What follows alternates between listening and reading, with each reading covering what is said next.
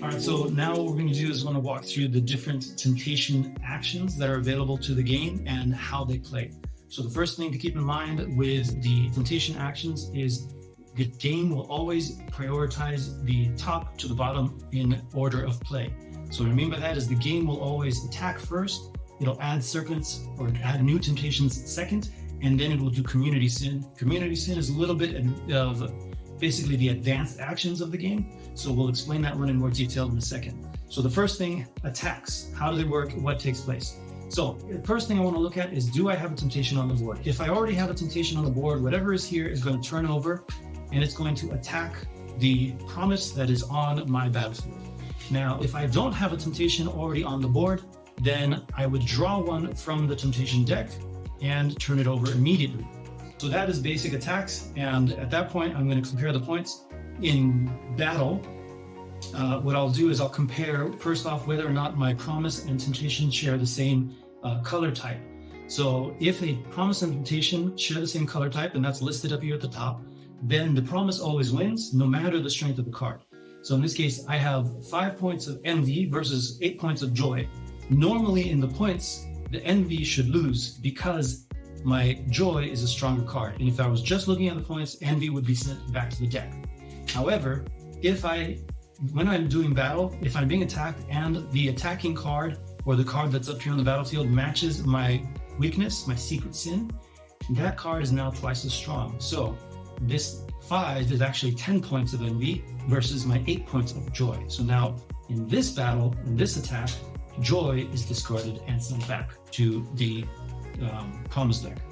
When a temptation wins a battle, it stays up on the top row. The only way a temptation goes past the bottom row into your character is if there is no card. So if I get attacked and I have nothing on the battlefield and this would turn over, there is no resistance, this card is going to come over here and join its friend over here. Now each of these serves to empower the next card that follows. So it's really a bad idea to have multiples of the same one. All right, serpents. Serpents are the next one here in the action. What the serpent does is snakes are sneaky, or serpents are sneaky. They like to hide. So you can think of this as like the battlefield is a metaphor for the mind. And the top row is temptations entering the mind. The bottom row is thoughts I choose to build upon. So when I roll a serpent, these are invasive thoughts that are trying to invade my mind, but I don't quite understand what they are yet. So serpents will come in and they will come and occupy these top row of spaces here. Now I only have room for 6 cards. If I max out and I draw all 6 and I still have to draw a 7th one, that next one is going to spill over and go to my ally. So that's another important thing to keep in mind, is that serpents will add to the cards up here. Whenever I'm drawing a temptation, if it's not attacking, it's going in here face down. That's the important part. So remember, face down whenever they come into my battlefield. And when a serpent is here, if it is there and then I roll an attack, that temptation would now turn over. So I would look at that and say, okay, these cards now are battling because this is what's attacking. The final action that the tempter can do is skulls. Skulls are unique. A skull action is dependent on, or what the game does when the skull is rolled is dependent on the number of skulls rolled. So if I have 1 skull, what happens is the community sin now activates. So skulls will always relate to community sin. And what community sin is a stack of face-up temptations here in the middle of the table. These cards do not do anything until multiple skulls are rolled. So 1 skull will add to this. If I roll 1 skull, I'm going to take 1 from here and put it on top. All this is doing is increasing the number of cards in the middle. These do not count as negative points, and this is not a discard pile. So you do not add or discard cards onto this pile. Discards always go back to the deck. Now 2 skulls is going to take whatever is on top of this pile and attack the person who rolled it.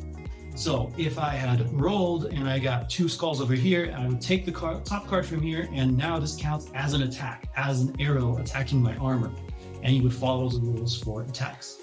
3 skulls is a bit unique. So 3 skulls is going to take all the cards in this community sin, and it's going to start to deal them out to all the players as temptations, not as attacks, just as face-up temptations. So they come into your battlefield like serpents, but they're face up. They're not attacking you yet.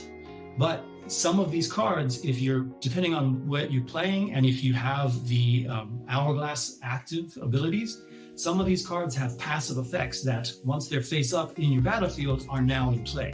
So you need to keep in mind once these cards are dealt out, if they're dealt out with 3 skulls, it's not an attack, but they are dealt out onto the battlefield evenly to all players. And if you are at no more room, like let's say that maxes out, you had 20 cards in here, now you don't have any more room to draw a new card, that can also be another way the game ends. So that is all of the actions you need to know about that the Tempter can do.